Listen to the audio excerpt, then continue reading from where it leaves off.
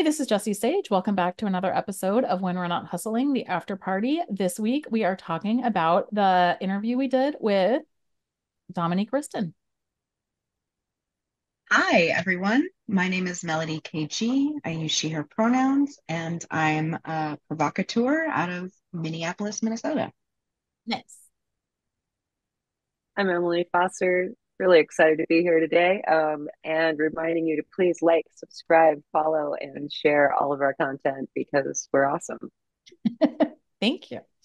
Yeah, so it was very fun to have Dominique on. So, like I've said before, I am not afraid of criticism. I really do not mind people telling me that they think my show idea is bad, or problematic or whatever, because I take that stuff seriously and like take it in, especially if it's, let me take that back, if it's done in good faith. Obviously, if it, Yes, I don't want people yes, just like mouthing off just because they don't like my glasses or whatever. But like, if there's real criticisms of the show or things to be taken seriously, I do want to hear those. And I'm really appreciative of Trip Richards at the very beginning, who was like, I don't think I can get behind the premise of this show, or I'm wondering if I can, because the idea of what we're doing when we're not hustling, if you've been doing sex work as a full-time job for a long time, like there isn't parts of my identity that aren't infused with sex work. And that totally makes sense to me. And right. Dominique did almost like also critiqued the premise of the show, but in the exact opposite direction, which was, why should I tell anybody what I'm doing when I'm not doing work? And I was like, no, that's a really good point. And I was That's like, great. Yes. tell me why you don't want to tell us what you're doing. And they're like, she's like, yes, I do. So I appreciate both of those critiques so much. And I think that they're both completely valid. And, there's reasons that I wanted to do this show and that I wanted to do it in the way that I'm doing it. But I also understand why both of those people would be like, nah, like I don't want to do that. And Dominique's thing was like that sex workers in many ways are public figures, and as public figures anything we put out into the world is consumed as content. And this is very true for like the longer that you're in this, the more I think that that feels that way. And basically, what she's arguing is like, why I don't want my whole life to become consumable to other people. So I'm bracketing Mhm. off and keeping some things to myself. And yeah, I'm curious, like, what you two thought about that conversation and where she was coming from. I really liked it. And obviously totally get it as someone who's, been in the industry myself as well. Um, and if you remember on the episode where you interviewed me earlier this year, um, I had not quite the same critique, but there was almost this bit of like the premise of when we're not hustling didn't quite match to my experience because I feel like I'm always hustling Yeah. because of my, Right. class standing, economic position, whatever. Like the hustle is not solely the sex work. It's like the writing, the consulting, the everything is part of the hustle of like trying to A, express myself and fit it in this world, B, create the world that I want to see, and C, like create the conditions for me to be able to do that, which is like have an income. Yeah, yeah. Um, Too, actually, and so I understand that. And I think part of my maybe my motivation was like, I want to be in a world where like I don't have to hustle all the time. But the yeah, matter is like me and a lot of other people that I asked were like, what do you mean I just work? Like, what else is there? And I am not a person with hobbies, which I think is like what made it interesting to me to do this show. I'm like, what are people doing with their time? Because all I do is work. right. Like, I get that. Yeah. Yeah. And I'm at the stage Yeah. in my life too For where me, like, oh, no, no, no, sorry, go go, go, ahead. go, go, go. Um, No, please, please. I'm I feel like I'm at the point in my life where even my hobbies, I'm like, okay, how can I make money from this though? Right? Like I don't want to do Yes. something unless I can, Mhm. like, it, will help with my career or with, the revenue gap that I'm experiencing, right? Like, Mhm. um even I recently started dipping my toes into like burlesque dancing, and like I'm still like, okay, but I'm doing it for those tips though too, so it Hmm. just is like, it's one of those things where I'm like, what are people doing for fun, and are you doing it not for money, Right. and why? Oh, you're right. Well, it's funny because my best friend Nancy, who has a very different personality than mine because she's been at the same job for 17 years and she's like worked her way up that ladder. And she very much wanted to have a job that wasn't associated with her like personal life. She wanted to go to work and she wanted to come home. Right. And she has long time been like a sex radical, but not in a way that monetized it at all. That was just for her own pleasure and community and all of those things. And she was joking the other day because she saw this meme that said something like, "Oh my gosh, Jessie, this is for you." And I was like, "What?" She sent it to me and it said something like, the problem with ADHD entrepreneurs is if they don't have something to do for 5 minutes, they'll start a new business." And I was like, okay, that is me. All right. True. That's rude. It's rude to No, point I out. was like, wait, what? Stop it. Don't send me these things. But yeah, I mean, there is like, yeah. So I hear that critique. And I also think that Dominique was saying something that's like slightly different than that, which is like, I do have things that I just don't want my porn fans to know about, and I think as somebody who's been in the industry for 12, Yeah.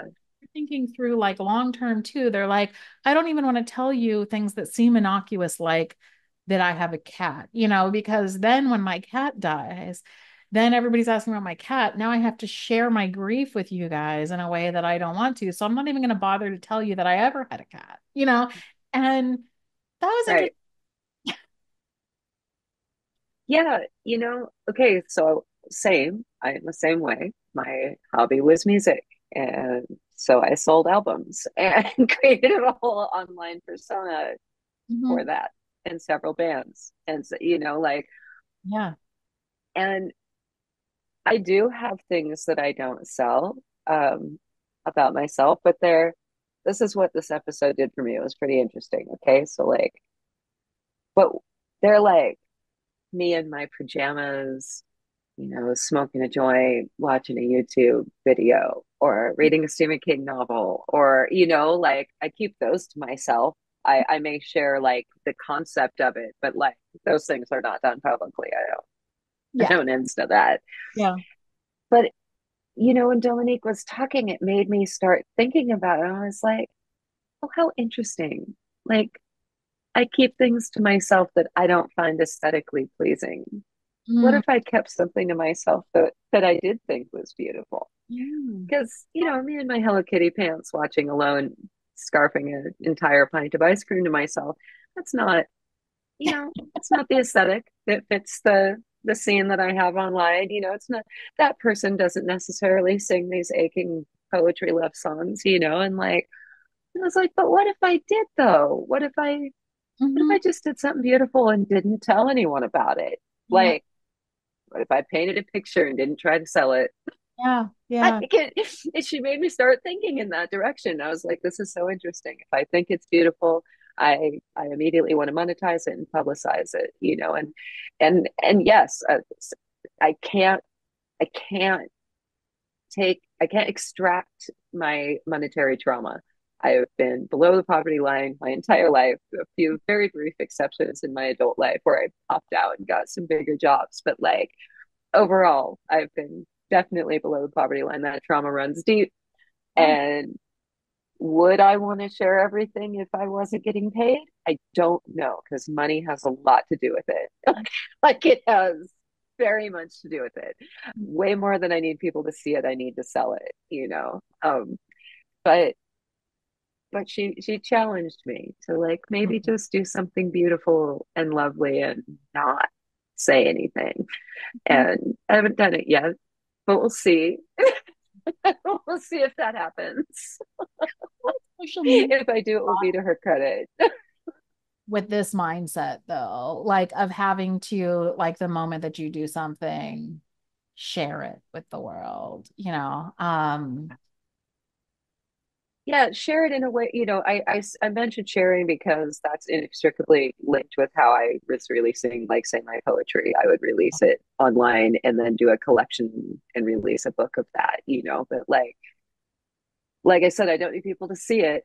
So if that's not part of the marketing plan, then I do not need to share it. I need it to be wait until it's Yeah. time to release it, like I'm not going to share my songs if I'm making an album. I'm going to tell you about the album release and we're going to, like it. Yes, but I can't extract selling it from that. I Mhm. can't. When I think about sharing it with people, I'm like, yeah, because I'm going to get paid. Like that's the immediate, and if there was no money involved, I don't know if I would share it with people. And so, that's always worth examining. Like, That's a all good, right, well, that's a really good thought experiment. Like, Mhm. if we lived in a world yeah, where all of our basic needs were met, and even like beyond our basic needs, like if we were able to do the labor that felt good to us when it felt good to us, and we still had all the things we needed and wanted, and were, comfortable, like yeah, what sort of art would we generate and put into the world, and what would we keep, and what would we, yeah. how would we how would we share or decide to share things sort of differently, right? That's so No, interesting. like immediately when you say that, I'm like, well, I'd still play music for people, but I don't think I'd share my poetry or my art. Interesting. Yeah. I'm pretty sure I'd keep that for myself and maybe a tight circle. Like, it's like, but music, sure, like music is for everyone. I do think that like if you're, music exists as sound through time. It's a momentary thing that we share with other people. But like, I don't know about the other stuff. I don't know. Like in that world, Yeah. maybe. I don't know. I get It a lot out seems messy. I, like, as a person who's like written a lot, I get a lot out of knowing that what I say like resonates with other people. Even if like I Mm, don't make as much money as a writer as I do as a sex worker, obviously. Like, for sure. some ways it would make a lot more sense to just scrap writing and put like all my time and energy into like sex work. If it was like just straight brass tacks, you know? But I need Sure. to, as like a writer, as somebody who gets a lot out of like expressing myself like that and hearing like the feedback from that, like I still want to do that regardless of like whether it makes a lot of money or not. My thing though, Right. and I feel like I'm different than Dominique on this, and I appreciate this difference, is that I feel as somebody who's been like very open about my life and my personal life and who my partner is and the fact that I'm a mom and like what I miss out on clients who just want to project a fantasy, like I'm not very good for that because they already know too much about me, right? So but what has been good for me and what like I've really appreciated about that is, especially with my regulars, like you always have like one-offs, of like somebody you'll see once and whatever, it was fine. And I don't remember them and I don't know if they remember me or not, whatever.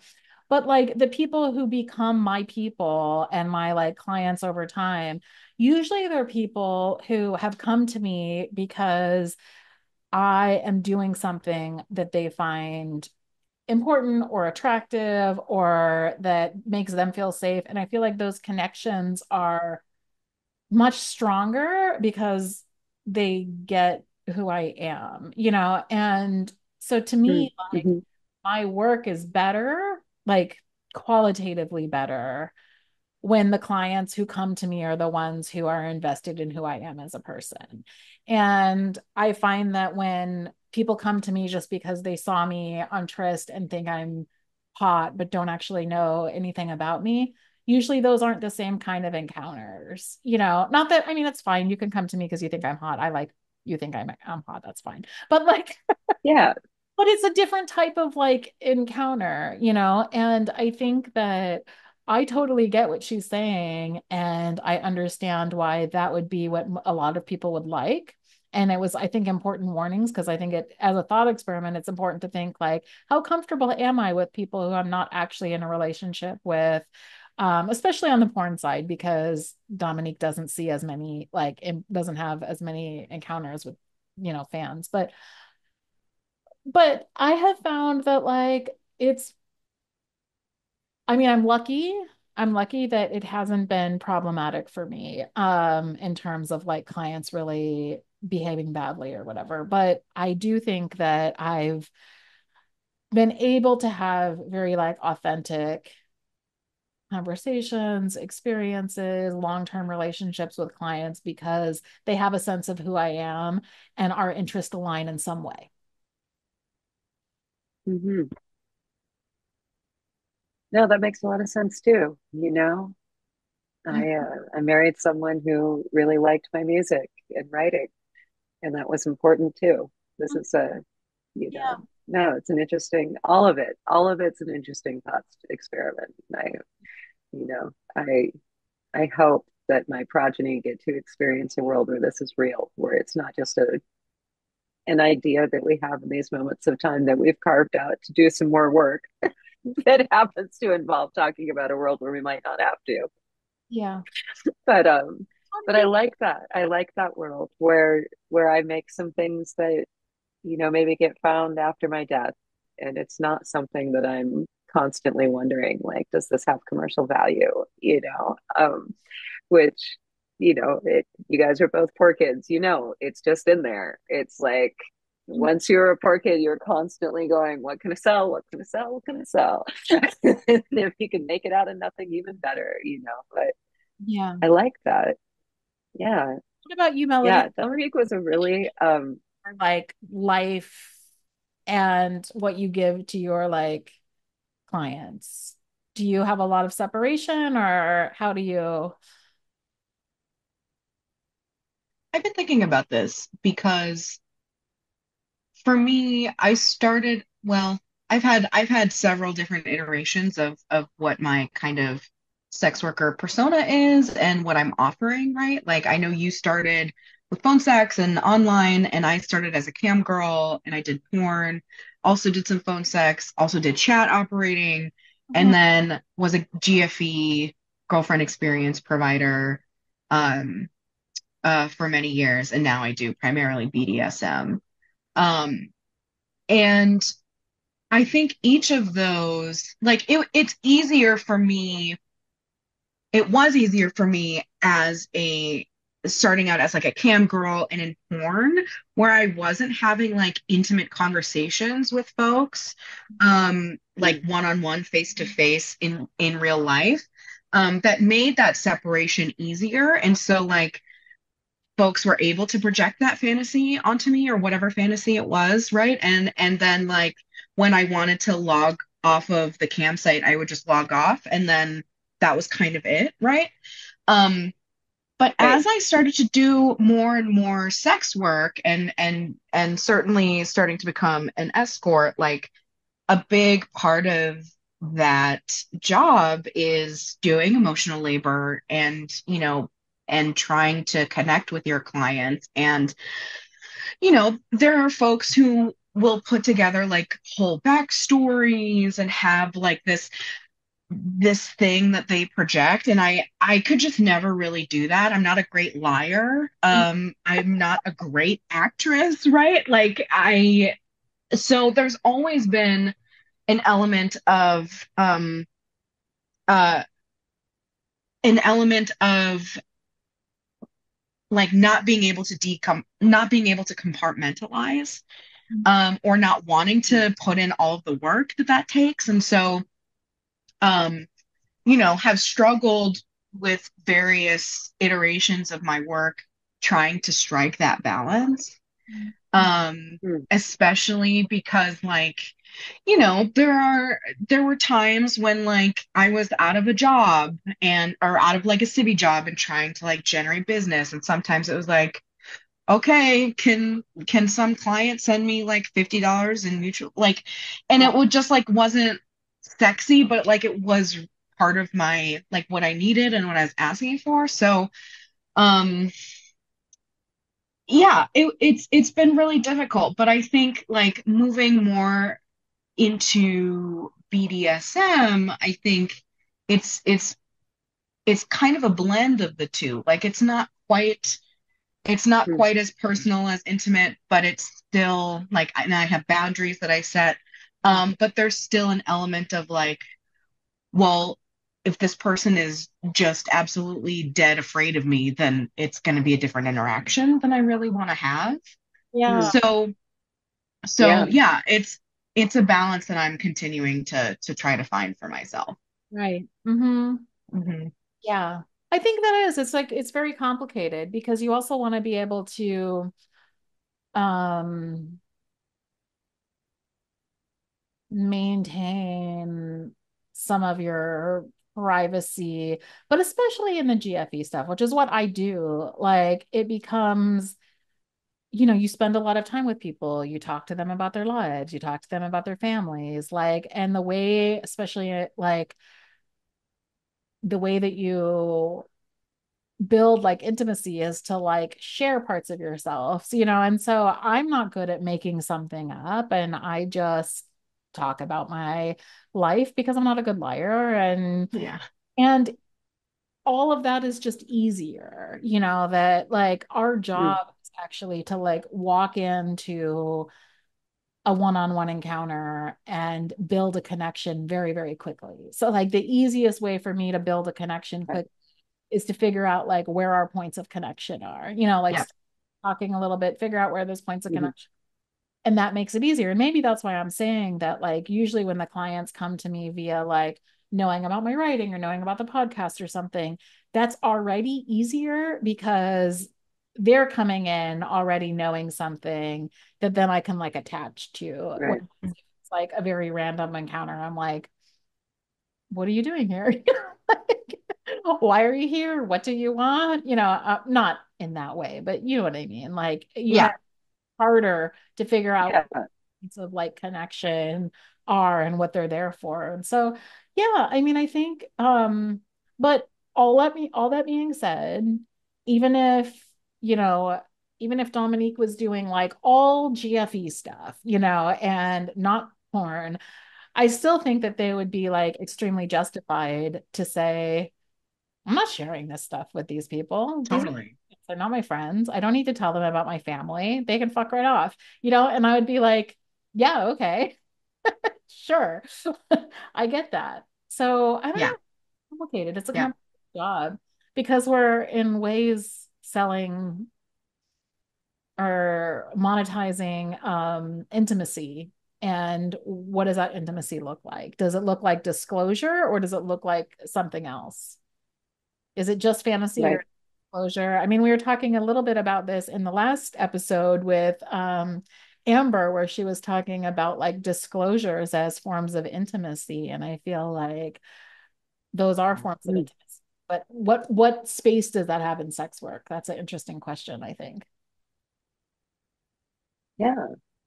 Or any professional relationship, right? Like, Hmm. because how much do you share with your workmates? How much do I share with people who come to my shows? How Yeah. much, like there's varying degrees of that. And like, yeah, it's always an interesting question. Well, Like, I part there. want to be more authentic, but I also want to be, Yeah. have something for myself. Yeah. Like, I had been seeing my therapist that I have now for like 7 years already because I've seen her for 10 years now. And it was during the pandemic, I remember. So we had just started doing like Zoom instead of in-person sessions. And she was in this room and there was like guitars behind her. And I was like, oh, do you play the guitar? Because like I hadn't seen her house before, And she was like, "Oh," and then she paused, and then she was like, "They're," and I think she was like, "I don't want to lie, so I'm just gonna," and she's like, "No, they're my sons." And I was like, "This woman has kids." I have talked to her every week for 7 years. These children have never come up. And to this day, I don't know, does she have one child? Does she has five children? I don't know because I feel like I shouldn't ask things that she doesn't like uh offer. Offer. Yeah. But it's just like Right. funny to me. Yeah. I'm like, actually, I feel pretty close to her, but I don't know anything about her life. I realized how little I know about her life when she was like, they're my sons. And I was like, what? I don't remember which episode it was, and if this is not one that we're talking about, feel free to delete this little bit, Emily. But I remember you saying something in one of the five that we were supposed to record today or talk about today that you're you were reflecting on how your typical appointment with your therapist is like Oh, that was causing you trouble. Yeah. oh, okay. Yeah, like you hold in all your like junk until you're ready to see your therapist, and then you just offload and then don't talk about her at all. Which like makes sense. But I just think that was funny. Anyway. I still feel weird about that. It's been 10 years. I saw this is how I didn't know she had a kid. This is how like much stuff I have to talk about. But also that's an aspect of a professional relationship, right? Like there are clients of mine who have no idea what my family life is like. There are other clients Totally. that I work with more regularly, and so it becomes very necessary for me to share various aspects. But you know, most people don't know about my private life, and why would they? That doesn't really make any sense. Like we're just building a website together or whatever it is we're working on, like I think that makes a lot of sense too. I had a therapist for 10 years before I found out he was married, Yeah. and it was because we ran into each other out in the world. Yeah. It's like, oh, Yeah. now we have to talk about this. Yeah. Yeah. Yeah. But yeah, I really appreciated the idea of, I appreciated the privacy, and it really made me look deeper into my own, which is where I uncovered a lot of capitalism. But it turns out yeah. that, yeah, yeah, I think there's a really interesting thing there. And, like, how do we be as not so much for people who value their privacy and have always done this, but for those of us, Jessie, you're like this, I'm like this, Melody, I think to some degree you as well, where we share so much of ourselves out in the world and just open book, and it's like, well, what it made me consider for the first time, like, oh, there is something valuable to keeping something just to myself. Like, oh, I don't do that very much. I kind of just, like it just made me consider the value of that for the first time, which I think was really important. It came to some really interesting thought experiments and ideas for me where it was like, oh, right. Yeah. What would that be like if I went on an interview and was just like, no, Mhm. I don't want to be consumed like content. I'm not going to tell you. And it really, it inspired a lot of fear that then brought up all these things. It was like, oh, cool, cool, okay, okay. you know? Interesting. I find as Yeah. a sex worker that like some things that everybody else shares, I do not. Like, for example, I mean, and this is because I don't have any social media that's not like Jessie Sage or the Belly Rain. Like, I just don't because it's too hard to not cross those streams. So, like, I don't have Right, any social media. Like, I tell people I have three kids because I do. I don't ever talk about like I've never revealed their names. Their pictures aren't anywhere. Like, they're right, not connected to me online in any way. I have my kids blocked like, they like we don't interact with each other like online. And that's been one of the like hard things, like hard lines. And sometimes when I see what like civilian people who don't like who aren't afraid of like having their kids, for example. Like sometimes I'm like, wow, they're sharing a lot of things that these like young people who aren't giving permission for to do this are sharing. And I'm always a bit surprised about that too. But then on the other hand, I'm like, oh, I wish I could like I have cute children and be nice if like I could put pictures of them up somewhere, but I can't. So I don't know. There's ways that like we share a lot, but there's also ways that we like intuitively like hold things back too that other people don't hold back. And so it's an interesting tightrope. Yeah. Yeah. Yeah. Well, I mean, I'm grateful. I'm always grateful when, and you're right, Melody, you did this a little bit too, but I'm always grateful when people are like open to like talking about ideas, and being like, well, yes, but have you thought about these things? Because it's impossible as a single person to think about everything. And I totally appreciate those perspectives. And it was kind of fun. I actually thought it was very cute at the end where she's like, I have very fun things coming up that I refuse to tell you about. Love that. I know. Yeah. It's like, oh, now I'm going to imagine you doing lots of sexy things that we should not. I No, Yeah. love I think that. it only has made it better for people to be like, what are you doing though? Yeah, but isn't that fucked up? Like, I think it's, like every time we've gotten any aspect of that, of like, yeah, but like, it's not even really a thing. It's only made it better.